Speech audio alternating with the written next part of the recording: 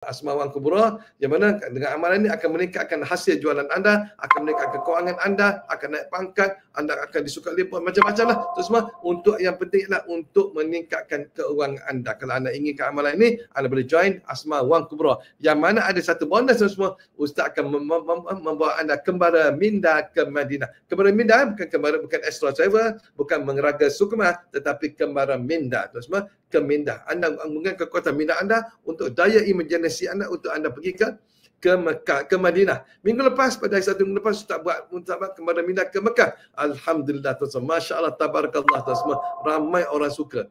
Ramai, tuan-tuan. Allahu Akbar, tuan-tuan. Testimoni banyak yang Ustaz dapat dan Ustaz rakam testimoni mereka, tuan-tuan, untuk jadi satu semangat untuk orang-orang yang ingin mengembara. Jadi pada minggu lepas anda mengembara ke Mekah, sekarang ni Ustaz akan bawa anda kembara ke Madinah. Kita ziarah Rasulullah SAW, kekasih kita, kasih yang kita sayangi dan kita sayangi, kekasih kita seorang makhluk Allah Ta'ala, seorang hamba Allah Ta'ala, hamba sebenarnya hamba dan semua yang banyak menangis untuk kita.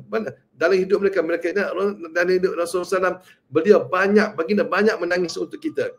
Walaupun dia tak pernah jumpa kita, walaupun dia baginda belum pernah jumpa kita, tapi dia sudah menangis untuk kita. Dan kita bagaimana, tuan-tuan?